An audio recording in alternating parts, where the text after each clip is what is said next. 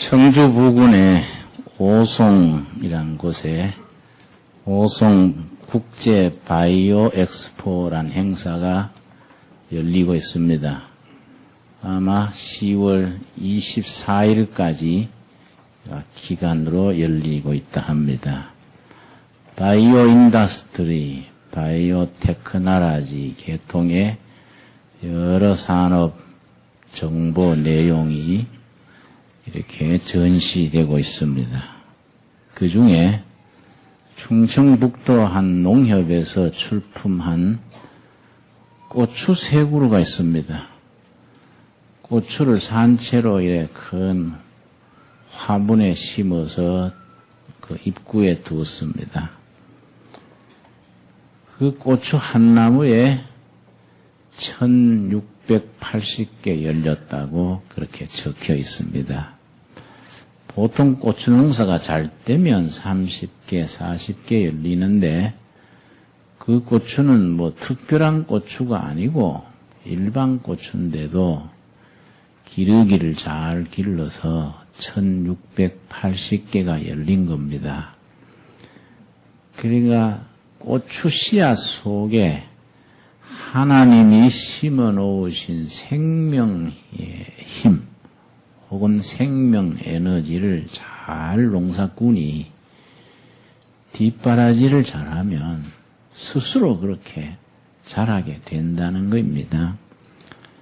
그 정도가 아니고 10년 전에 일본에서는 동경 옆에 지바시라고 있습니다. 거기에 일본 국제과학 박람회가 열렸었는데 일본이 세계에 자랑하고 싶어서 내놓은 그 과학 박람회를 대표하는 상품이 있었습니다. 그거의 토마토 한 그루입니다. 그 과학 박람회 입구에 토마토 한 그루를 산채로 전시를 해두었습니다. 한 그루 토마토에 토마토가 12,600개가 열렸습니다. 완전히 토마토가 수양버들처럼 쫙쫙 뻗어서 이런 거 토마토 한 그루에 12,600개 토마토 열리자면은 거기 뭐 상상을 넘어서는 거이지요. 그걸 그렇게 길러는 농민이 신문 기자들이 인터뷰를 했습니다. 당신은 어떻게 농사꾼으로서 토마토가 잘 되면 20개 열리는데 12,600개라는 상상을 초월하는 기적을 일으켰느냐 이렇게 물었더니 그 농사꾼 얘기가 그거의 기적이 아닙니다. 그건 상식이고 그거는 과학입니다. 가미사마께서 하나님을 일본말로 가미사마, 예수님은 예수사마, 가미사마께서 토마토 씨앗 속에 넣어주신 생명 에너지를 농사꾼이 뒷바라지하면 이렇게 12,600개 열리게 됩니다. 이거는 기적이 아니고 상식이고 과학이라는 거이지요. 토마토 씨앗 속에, 고추 씨앗 속에 하나님이 이미 그 담아 놓으신 생명의 힘이 있습니다. 생명의 힘. 농사꾼은 그걸 뒷바라지 하는 것이 농사꾼이라 이거지요. 경상남도 하동에 가면은 이영문이라는 농사꾼이 있습니다. 54년생이니까 아직 50이 못 됐습니다. 혼자서 36,000평을 경작을 하는데 그 노는 뜻이 한다 그래서 그 사람의 농법을 건달 농업 그래요. 건달이처럼. 혹은 태평농업 그럽니다. 태평스럽게 농사 짓는다고. 그 태평농업, 건달농업이라 하는 이영문 씨의 그 농업의 이론이 뭐냐 하면은 너무 농사꾼들이 작물의 생리, 성격을 무시하고 사람의 욕심으로 농사 지으니까 농약을 주다가 사람이 농약 중독으로 죽고 밭은 산성화돼 버리고 엉망이다. 자우리가 매년 농약 치다가 당일에 죽는 사람이 평균 1600명입니다. 중독돼서 병 앓는 사람은 뭐 부지기수고요. 근데 이 어른의 농법은 4가지가 없습니다. 그러니까 사무농법 그럽니다. 밭 갈지를 않고요. 논이고 밭이고 갈지를 않습니다. 무경작, 무비료, 무농약, 농약도 안 쓰고 비료도 안 쓰고 김매기를 하지 않습니다. 그냥 밭에 논에 씨앗 던져놓고 작물 스스로 씨앗 속에 있는 생명의 힘을 자체로서 자랄 수 있도록 뒷바라지를 하는 거인데, 그렇게 하다 보니까 김매지 않지요. 농약 비료 안 주지요. 그 갈지 않으니까 편하지요. 그러니까 태평농업이라고 그럽니다. 그런데 그렇게 벼농사를 지었는데 농약 주고 비료 주고 갈고 사시사철 논에 밭에 붙어 있는 사람보다가 수확이 더 나왔으면 더 나왔지 뭐 줄어들지 않는다 그래요.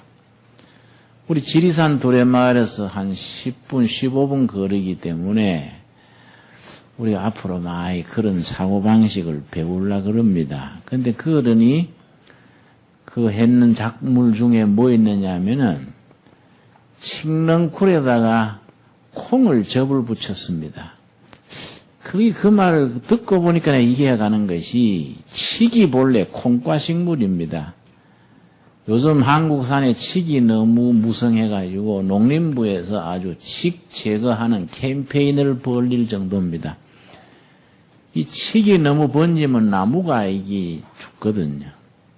그래서 산림을 황폐시키기 때문에 칡을 없애려고 아주 국비를 들여서 애쓰는 정도인데, 이 어른은 어떻게 하냐면은 칡이 그렇게 기세 좋게 뻗치니까 콩가 식물이 아니냐. 강낭콩, 넝쿨콩을 거기다가 접을 붙이면 어떻게 될까? 그러니까 같은 콩가니까 잘 자랄 거 아니냐. 이래 생각을 하고서는 그렇게 해봤습니다. 이 사람은 고등학교도 안 나왔어요. 그냥 논바닥에서 생각하고 창조적으로 생각한 겁니다. 창조성이라는 것이 참 중요합니다. 박사를 2개를 3개를 가져도 너무 해놓은 것만 들다 보는 사람이 있고, 학벌이 없어도 자기가 생각하고 꿈꾸고 연습해보고 그 실패도 하지만은 성공도 하고 이런 창조적인 사람들이 있습니다. 이영문 농사꾼이 그런 케이스인데요.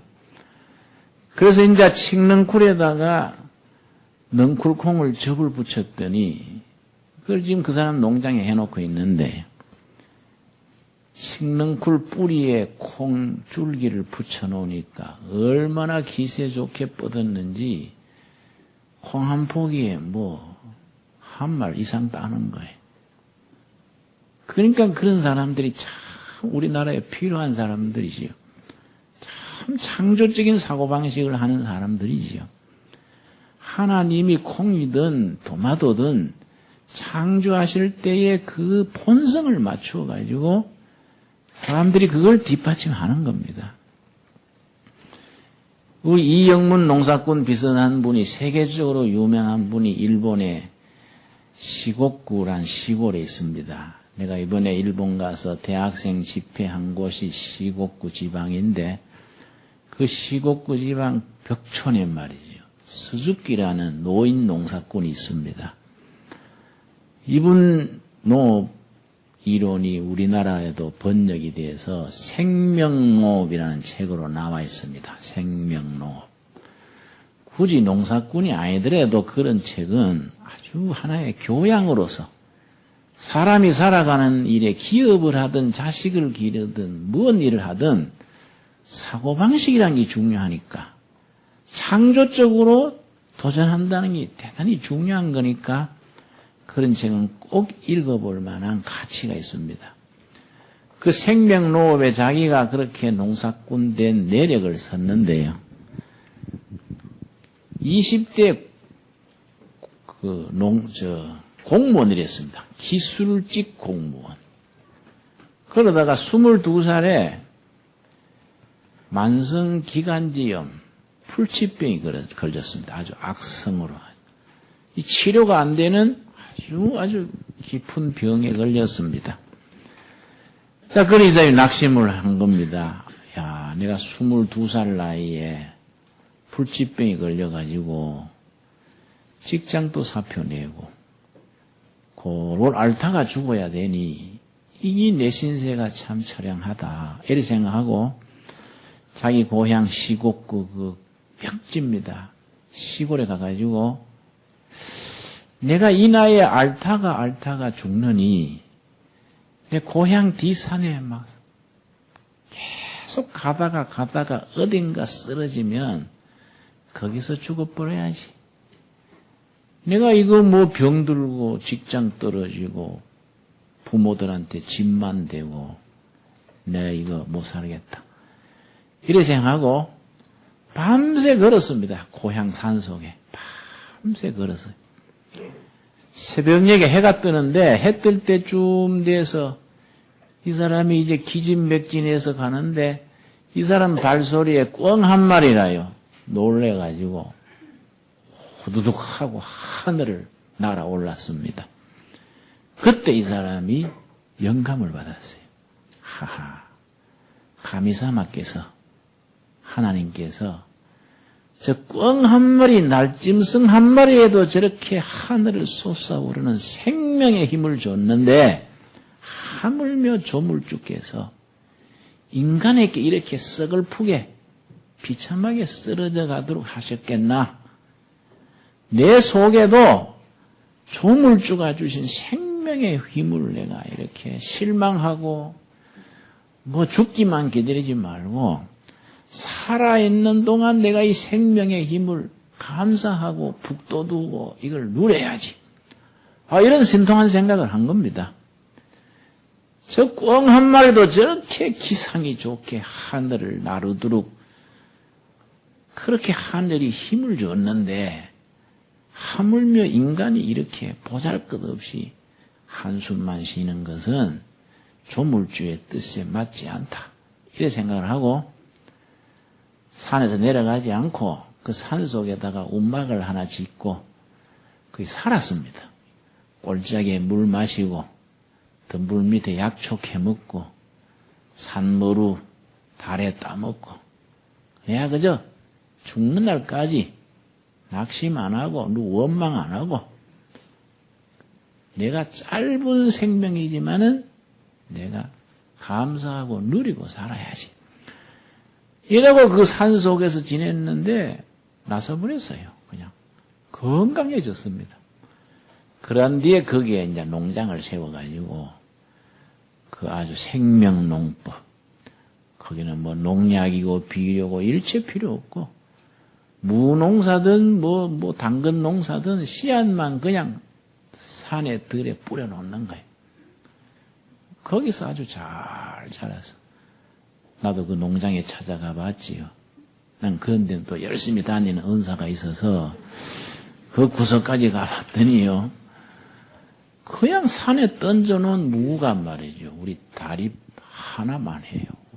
엄청 다 무가 굵어요. 그래서 내가 이 비료도 안 하고 농약도 안 하고 그냥 던져놓은 무씨가 어째 이렇게 굵습니까? 그랬더니 그 센세이 얘기가 다른 장문들하고 경쟁해서 살아남느라고 저거들끼리 내가 그냥 죽을 끼냐? 응? 나도 논다면 논다. 뭐 이런 식이야.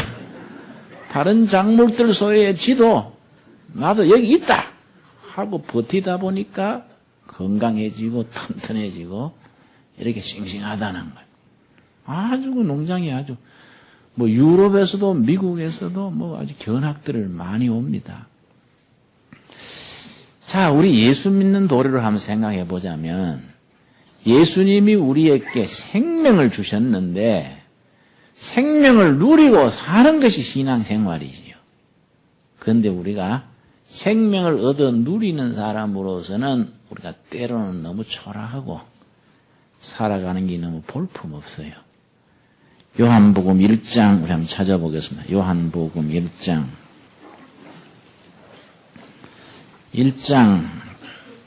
3절 말씀 보겠습니다. 요한복음은 특별히 예수님으로 인하여 우리에게 임한 진리와 생명에 대한 말씀이 아주 참 진하게 기록된 책이 성경에서 요한복음입니다. 3절 말씀. 만물이 그로 말미암아 지은 바 되었으니 지은 것이 하나도 그가 없이는 된 것이 없느니라. 4절 같이 읽겠습니다. 그 안에 생명이 있었으니 이 생명은 사람들의 빛이라. 이 땅에 오신 하나님 속에 생명이 있었고 그 생명이 우리들의 빛이다. 소망이다. 희망이다. 그런 말씀이지요. 요한복음 10장 10절 말씀 보면은 역시 예수님께서 내가 이 세상에 왜 왔냐. 그걸 예수님 자신이 소박하게 밝히신 본문입니다. 요한복음 10장 10절 말씀. 도적이 오는 것은 도적질하고 죽이고 멸망시키려는 것뿐이요. 그다음 같이 읽읍시다. 내가 온 것은 양으로 생명을 얻게 하고 더 풍성히 얻게 하려는 것이라. 백성들이 생명을 얻어서 풍성히 누리게 해주려고 내가 세상에 왔다. 예수님은 생명 누리게 하시려고 오셔서 고난당하시고 죽기까지 하셔서 그 생명을 우리한테 주셨는데 우리가 생명을 누리는 그 신명나는 삶이 없고 우그러지고 얼굴은 찌푸려서 세상 근심지가 전세낸 듯이 맨날 우거지상을 해서 살면은 이게 믿음에서 뭐이 본질에서 벗어난 거란 말이죠. 받아서 누리는 생명을 당당하게 멋지게 한번 해보자 이게. 여러분 찬성하시지요? 5장 24절을 봅시다. 요한복음 5장 24절 말씀 보면은 소위 구원의 삶 시제, 영어로 이제 시제가 텐스죠, 텐스. 구원의 삶 텐스에 대해서 대표적으로 우리가 뽑는 본문입니다. 요한복음 5장 24절입니다. 내가 진실로 진실로 너희에게 이르노니 예수님의 말씀에 진실로 붙으면 정신 바짝 차리고 읽어야 됩니다. 응? 아직 때는 아주 막 정신 바짝 차리고 이건 굉장히 중요한 말씀이 나오는구나. 그래 알고 읽어야 됩니다. 내가 진실로 너희에게 이르노니 내 말을 듣고 또 나 보내신 이를 뭐이지요? 믿는 자는 영생을 얻었고 과거 시제입니다. 예수님을 믿고 주인으로 모실 때 이미 과거에 영생을 얻었다. 이건 완성된 구원이다. 과거. 그 다음 심판에 이르지 아니하나니 미래에 주님 나라 들어갈 때에 생명을 얻어서 천국으로 직행하지 심판에 이르지 않는다. 미래에 완성될 구원의 미래 시제라고 말합니다. 그 다음 세 번째, 뭐이 남았습니까? 사망에서 생명으로 현재 옮겨져서 살고 있느니라. 현재 시제입니다. 현재. 예수를 믿기 전에는 사망 아래, 심판 아래 있었는데 예수를 믿는 그때로부터 사망에서 생명으로 옮겨져서 현재 생명을 누리고 있느니라. 여러분, 그러니까 신앙생활은 생명을 누리는 생활이라. 생명을 누린다는 것은 사는 게 신명나고 사는 게 무엇이 있고 당당해야 된단 말이죠. 비실비실해서 농약 먹은 꽁처럼 비실비실하면 그거의 생명을 누리지 못하는 거 아니겠습니까? 우리 둘의 가족들은 출세를 안 해도 떼부자가 아니라도 사는 것이 신나고 예수님 때문에 속에서 기뻐서 기쁨을 누릴 수 있기를 바랍니다. 마치 돈 주는 사람처럼. 여러분 돈 지급하면 주고 봤습니까? 기분 끝내줍니다. 주인 돌려줄 값에 돈 주워 보면요. 정말로 기분 좋습니다. 내가 청계천서 넉마주의 할 때요. 넉마주의 그것도 부지런해야 됩니다. 새벽기도 마치고 금방 나가야 되지. 늦게 나가면요. 쓰레기차가 쓰레기 다 싣고 가버려요. 그러니까 새벽기도 마치고 나가가지고 쓰레기차 오기 전에 쓰레기통 뒤져야 건질 게 있단 말이에요. 그래서 새벽부터 나가는 거예요. 우리가 나갈 때는 아주 겨울철에는 컴컴합니다.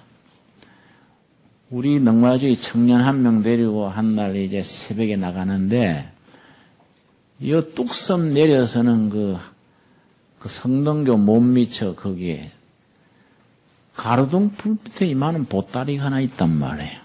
그러니까 그걸 보고서는 청년한테 야, 이 사람아, 저 가로등 밑에 무슨 보따리가 있냐? 가서 한번 봐. 그랬더니 이녀에서 가서 보더니요. 와매 돈이다! 이러면 소리 지르더니 넉마주의 망태 맨 거 얼른 벗어 던져버리고 찢게 그저 한 10m생 집어 던져버리고 돈 보따리 들고 뛰는 거야. 그러니까 이 사람 어디 가냐? 대답 안 하고 뛰어. 보기에는 내가 먼저 봤는데 지가 들고 뛰는 거야. 얼마나 좋았던지 넉마주의 찢게고 망태고 완전히 팽개쳐버리고. 그래서 내가 돈 주면 저래 좋은 게구나. 그러니까 여러분 예수님이 주신 생명을 누리고 산다는 것이 싱글벙글해야 돼요. 그래서 남이 볼 때는 출세도 안 하고 우습게 보여도 예수님 때문에 우리가 기뻐해야 돼. 기뻐해야 돼. 감사하고. 그러고 사는 것이 신명나야 돼요. 여러분. 그래서 어디 가서든지 기죽지 말고 당당하게 떳떳하게 그렇게 생명을 누리고 사는 우리 둘의 가족들이 될 수 있기를 바랍니다. 그러니까 창세기 2장 8절 9절을 보겠습니다.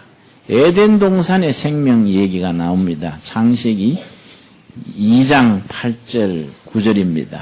2장 8절 여호와 하나님이 동방의 에덴의 동산을 창설하시고 그 지으신 사람을 거기 두시고 사람을 지어서서 에덴 동산에 살게 하셨는데 에덴이란 말 여러분 다 기억하시지요? 에덴 동산, 에덴이란 말이 행복, 쾌락 이 말 자체가 그런 뜻이라고 했습니다. 그 에덴 동산, 행복 동산에 살게 했는데 그 행복 동산에 뭐 있었느냐? 9절 여호와 하나님이 그 땅에서 보기에 아름답고 먹기에 좋은 나무가 나게 하시니 동산 가운데에는 무슨 나무지요? 생명나무와 선악을 알게 한 나무가 있더라. 그 에덴 동산, 행복 동산 한가운데 생명나무가 있어. 생명나무. 그러고 그 동산에 흘러내리는 강이 있는데 10절 강이 에덴에서 발원하여 거기서부터 시작됐다 이거죠.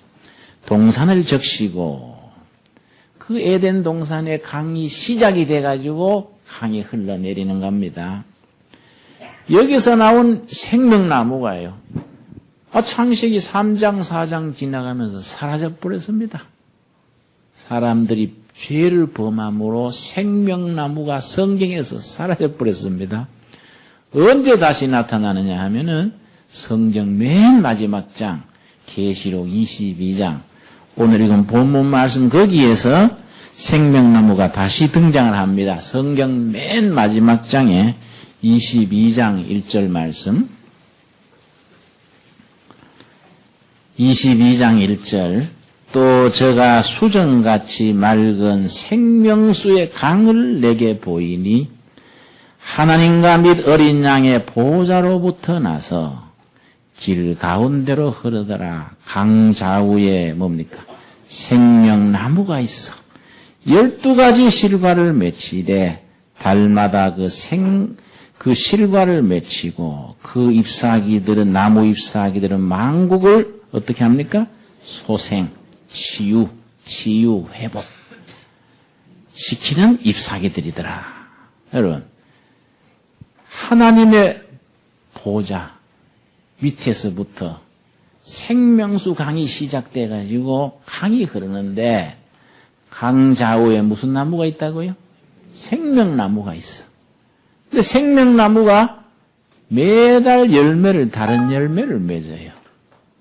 그리고 그 열매를 맺는 사람들이 생명을 누리고 그 잎사귀는 나라들의 병든 것을 고치는 치료제가 되더라. 여러분, 북한도 병들고 러시아도 일본도 미국도 한국도 나라들이 병들었지 않습니까? 정치가 병들고 경제가 교육이 병들었단 말이에요. 이걸 치료하는 치료제가 하늘나라 보좌 밑에서 흘러내리는 생명수 강물에 가해 있는 생명나무 잎사귀, 만국을 고치는 소생시키는 치료제더라. 아주 깊이 있는 우리가 그런 상징적인 표현을 하고 있습니다. 이 생명강, 생명수에 대해서 에스겔서 47장에 아주 구체적으로 아주 참 의미 깊게 쓰고 있습니다. 에스겔서 47장. 에스겔서 47, 48 두 장은 천국에 대해서 쓰고 있는 장입니다. 그 중에 47장, 에스겔서 47장 1절입니다. 1227페이지. 우리 교회는 초신자들도 많아서 이 성경 찾을 때 에스겔 그럼 잘 못 찾으니까 옆에서 좀 도와주시기도 하고, 페이지는 1227페이지입니다. 대충 찾았습니까? 아직 창세기에 헤매는 분이 있습니까? 예, 천천히, 서두르면 더 잘한 찾기입니다. 천천히 찾읍시다. 에스겔서 47장 1절. 그가 나를 데리고 전문에 이르시니 전에 전면이 동을 향하였는데 문지방 밑에서 뭐이 나오지요? 물이 나와서 동으로 흐르다가, 요한계시록 22장 하나님과 어린 양의 보좌 문 밑에서 생명수 강이 흐르는 것과 같은 대조입니다. 그 전이 하나님의 전이요. 천국에 있는 보좌 문지방에서 물이 흘러내려서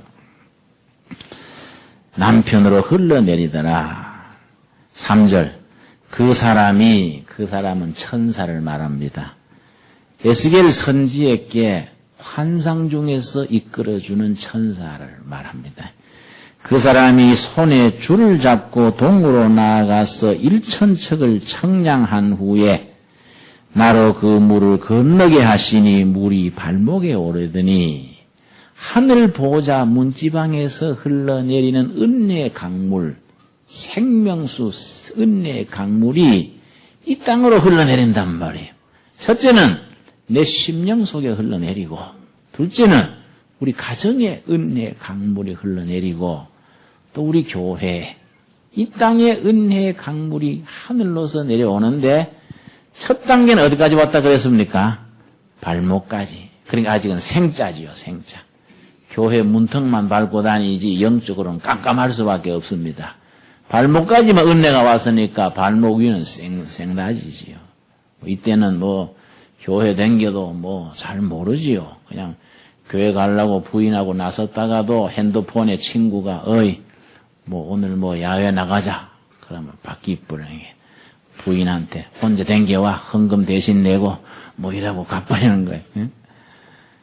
그거 아주 발목까지 왔으니까 그래도 교회에 들어선 건 감사한 일이지만은 뭘 잘 모르는 겁니다. 다른 사람 은혜 받았다 해도 잠만 오고 찬송가 부르는데 오히려 대중가요 생각이 나고 그때는 할 수 없는 거지요. 그것도 과정이 있거든요. 그 다음 3절. 자, 4절입니다. 다시 1000척을 청량하고 나로 물을 건너게 하시니 물이 이번에 어디에 왔지요? 무릎에 오르고, 다시 1000척을 청량하고 나로 물을 건너게 하시니 물이 세 번째 어디까지 왔습니까? 허리에 오르고, 발목까지 왔는 데서 은혜가 생명수 강물이 불어나서 은혜가 우리 심령 속에 자라서 무릎까지 온 겁니다. 이때가 되면 이제 자기 허물을 알고 부족한 줄 알고 하나님 앞에 무릎을 꿇는 거지요. 여러분, 우리 자녀들이나 남편 혹은 본인이 밤중에 일어나서 혹은 밤에 잠들기 전에 침대 옆에 방 한가운데 가서 무릎을 꿇고 기도하는 시간이 있어지면 아주 영적으로 많이 진도가 나간 겁니다. 자기 무릎을 꿇고 하나님 앞에 엎드리는 거예요. 하나님, 나는 부족합니다. 하나님이 도와주셔야겠습니다. 상당히 진도는 나갔지만은 그거 아직 부족하다고요. 무릎을 꿇었다가 발딱 일어나 버리면 그만이란 말이에요. 그러니까 거기에 머무르면 안 되는 거이죠. 거기서 한 단계 어디로 나갔습니까? 우리 4절 한번 같이 읽겠습니다. 다시 일천척을 청량하고 나로 물을 건너게 하시니 물이 무릎에 오르고 다시 일천척을 청량하고 나로 물을 건너게 하시니 물이 허리에 오르고 은혜가 허리까지 왔다는 것은 이제 된 겁니다. 아주 제대로 정상적인 신앙생활 할 수 있는 수준이 됐습니다. 왜냐? 허리란 게 중요하거든요. 허리란 것은 자신을 맡긴다는 거예요. 허리를 맡긴다. 남녀간에 사랑하면은 결혼하면 허리를 맡긴다. 씨름 선수들이 씨름할 때 허리가 안 뺏기려고 애쓰는 거예요. 허리가 접히면 지는 거지요. 허리까지 왔다는 것은 우리 삶의 문제를 하나님 앞에 맡긴다는 뜻이에요. 맡긴다. 우리 현재와 장래, 가정과 자식, 내 기업과 삶을 우리 구주 되신 예수님 앞에 맡기는 신앙까지 왔다. 그래서 믿는다는 것은 맡기는 거이다. 그렇게 말합니다. Believing is trusting. 믿는다는 것은 신뢰하는 것이고 자신의 삶을 맡기는 거이다. 내가 남양만에서 농민들 뭐 살려본다고 일도 할 줄 모르는 사람이 잔뜩 일 벌렸다가 빚져가지고 아주 죽을 고생한 적이 있습니다. 39살 때인데요. 나중에 빚쟁이들한테 뭐 초달당하고 저는요. 빚진 죄인이라고 빚진 사람들의 그 답답한 마음을 내가 짐작을 합니다. 왔다 그 빚지고 나니까 인격도 없어지고 자존심도 없어지고 천지의 죄인이고 뭐 누가 손님 오는 발자국만 나도 가슴이 철렁하고 왔다 그 빚지고 못 살겠습니다. 그 누가 사업하다가 빚지고 부도났다 하면 나는요 동정심이 가요. 얼마나 고생할까. 참 안 됐다. 내가 겪어보니까 참 그렇더라고요. 그 빚져가지고 내가 고생을 하니까 우리 어머니가 노인이 금식을 하시더라고요. 아들 때문에. 옆에서 보니까 안타까울 거 아니겠습니까? 겨울철에 어머니가 금식을 하시니까 내가 부담이 돼가지고 어머니 안 그래도 복잡한데 어머니 금식하시면 내가 더 부담돼요.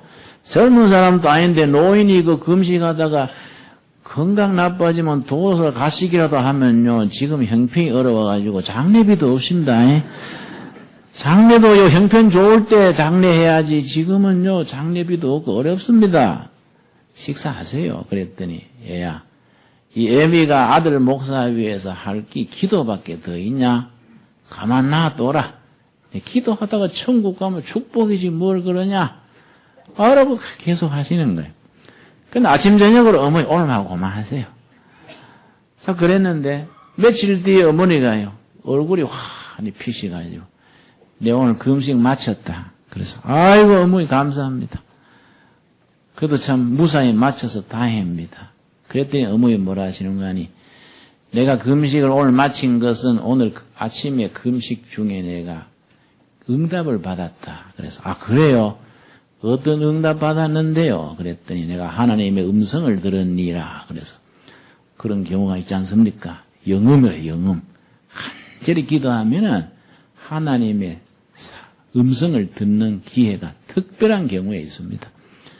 그래서 내가 어머니 어떤 음성을 들었는데요? 그랬더니 김진홍 목사가 지금은 어려우나 42살이 지나면 괜찮으니라 음성을 들었대요. 그래서 내가 어머니 이거 이상한데요. 혹시 텔레비 소리 헛들은 거 아닙니까? 그러니까 야야 내가 늙었기로서니 텔레비 소리하고 하나님의 음성을 구분 뭐 할까? 그래서 하나님의 음성이 뭐 좀 이상하지 않습니까? 괜찮으면 지금 괜찮지, 뭐 또 3년이나 뜸들여가지고 42살 지나면 괜찮으니라. 그 이상한데요. 그랬더니, 여가 나를 안 믿는구나. 내가 하나님의 음성이라는 증거가 있다. 또 이러시더라고요. 그래 내가 어머니한테, 어머니 그것도 뭔 증거가 있습니까? 영수증 있는 것도 아니고, 전보러 온 것도 아닌데 뭔 증거가 있습니까? 그랬더니 우리 어머니 말씀이, 내 그 음성을 들었는데 마음이 편안하고 기쁨이 넘쳤다. 그러고 하나님께 다 맡기면 되는구나. 확신이 왔다. 이게 증거란 거예요, 증거. 이게 뭐 영수증보다 더 확실한 거예요. 자기 마음속에 기쁨이 오고 감사가 오고 하나님께 다 맡기면은 다 풀리는구나. 나는 고개를 갸우뚱했습니다만은 또 우리 어머니가 금식하시다가 기쁨 충만한데 내가 또 초칠 수도 없고 그래요 하고 지나갔는데 그랬대요. 42살 되는 12월 말까지 다 끝나더라고요. 43살 되는 1월부터 자꾸 좋은 일이 생겨요. 그래서 내가 43살 들어선 뒤에 어머니 3년 전에 그 영음 드렸었다는 말씀이 그 일이 있는데요. 작년 말까지 다 끝나고요. 금년에 좋은 일이 자꾸 많습니다. 그랬더니 그럼 하나님이 응답하셨는데 다 증거가 나타나지. 우리 모자간의 얘기입니다. 모자간에. 여러분 하나님께 맡긴다는 것이요. 이 성경에서는 은혜가 허리까지 왔다는 그 수준이 허리. 그래서 그때부터 그 시험을 겪으면서 내가 한 가지 목회 지금까지 어려울 때, 힘들 때, 내 목회 하나에 좌우명이처럼 된 말씀이 있습니다. 베드로전서 5장 6절 7절입니다. 베드로전서 5장입니다. 그 뒤로 내가 이 말씀을 저는 책상 앞에 서붙여놨습니다. 서붙여놓고 자주 이 말씀을 보는 겁니다. 베드로전서 5장 6절 7절 말씀. 382페이지 베드로전서 5장 6절 7절. 그러므로 하나님의 능하신 손 아래서 뭐이지요? 겸손하라. 때가 되면 너희를 높이시리라. 우리가 할 것은 능력 많으신 하나님의 손길 아래 낮아지는 기다. 겸손은 하나님 앞에서 낮아지는 겁니다. 땅에 딱 엎드리는 겁니다. 겸손하라. 때가 되면 하나님의 때입니다. 사람이 정하는 때가 아닙니다. 하나님의 때가 되면 하나님이 너를 높이시리라.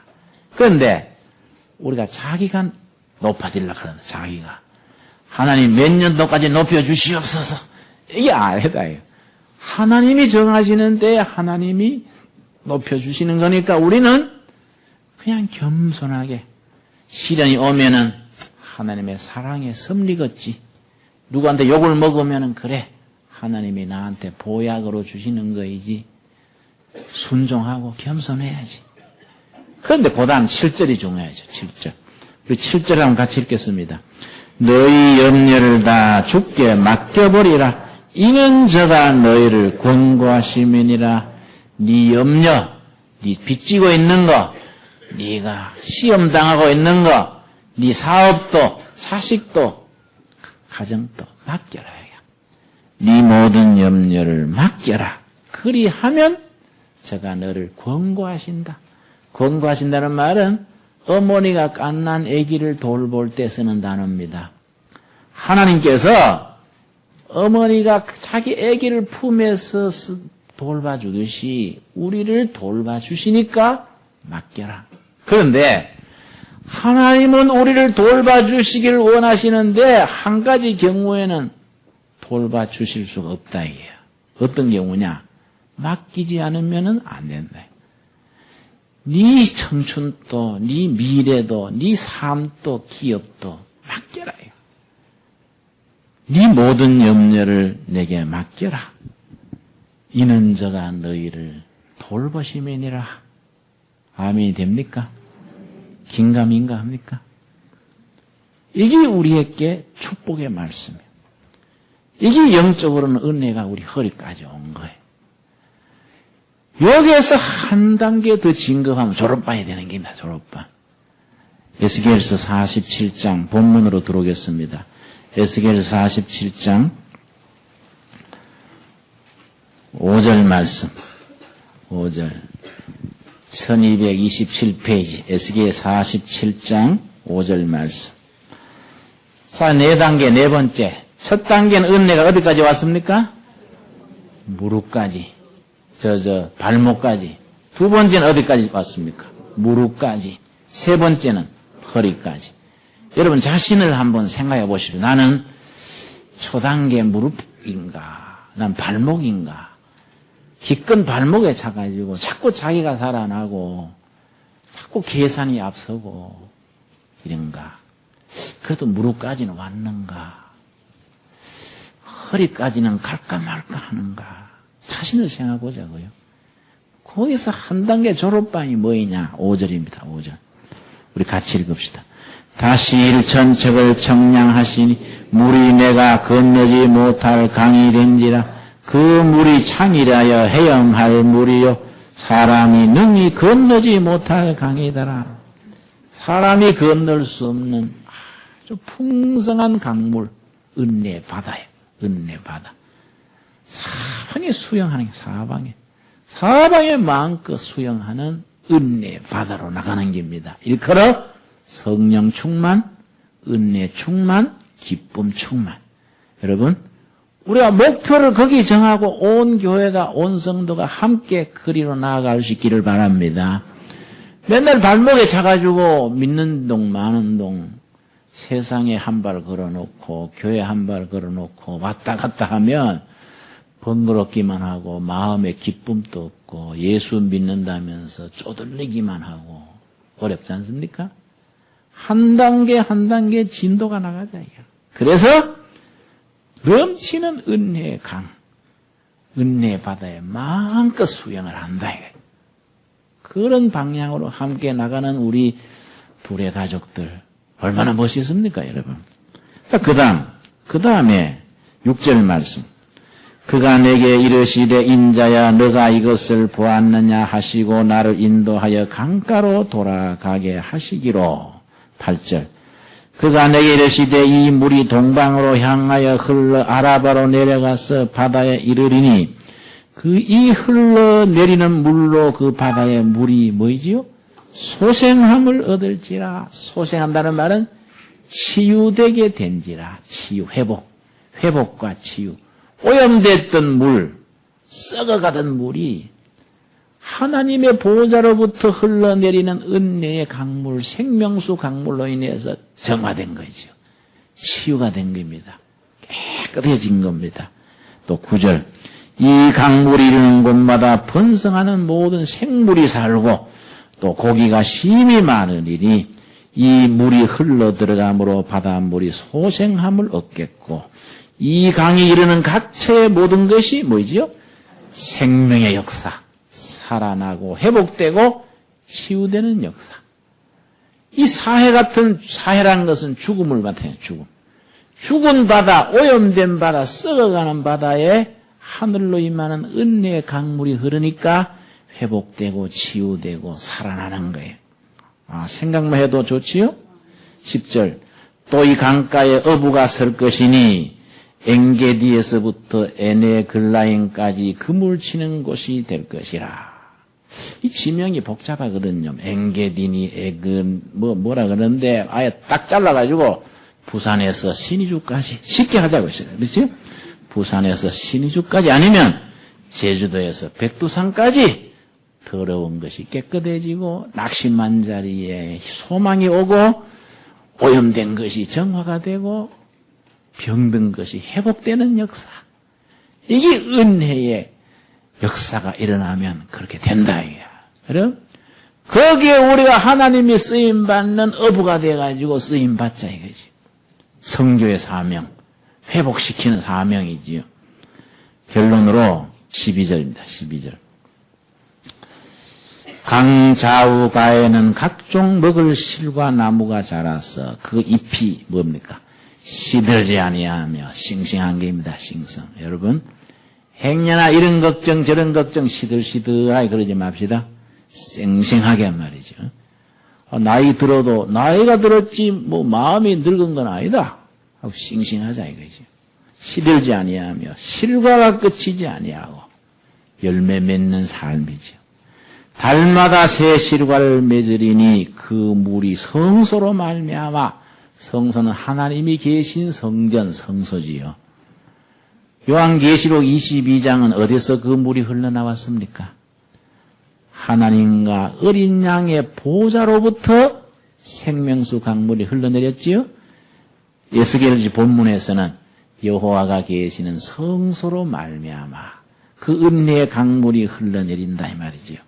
성소로 말미암아 나옴이라. 그 실과는 먹을 만하고 잎사귀는 뭐이지요? 약재료가 되니라. 병든 걸 치료하고 죽어가는 사람을 소생시키는 약재가 된다. 약재. 이 생명의 역사가 내 심령에, 내 가정에, 우리 교회에 넘치게 흘러서 생명의 약동, 생명이 아주 싱싱하게 뻗어나가는 멋있는 삶의 현장을 우리 함께 이루어갈 수 있기를 바랍니다. 기도하겠습니다. 주님 은혜를 감사드립니다. 우리를 이 땅에 거하게 하실 때에 예수님이 고난당하시고 십자가에 죽으시기까지 값을 치르고 허락하신 생명을 얻어 누리게 하심을 감사드립니다. 우리가 항상 성령 안에서 싱싱하고 열매 맺는 삶을 살게 하옵시고 낙심한 자리에 희망을 주며 병든 자리에 회복시키며 썩은 세상을 정화시키는 생명나무의 역사, 그 생명강의 역사를 우리가 현장에서 이루어가게 하여 주시옵소서. 그리하여 주님께서 우리에게 주신 바 그 생명을 누리되 풍성히 누리는 열매를 날마다 맺게 하옵소서. 예수님 이름 받들어 기도드렸사옵나이다.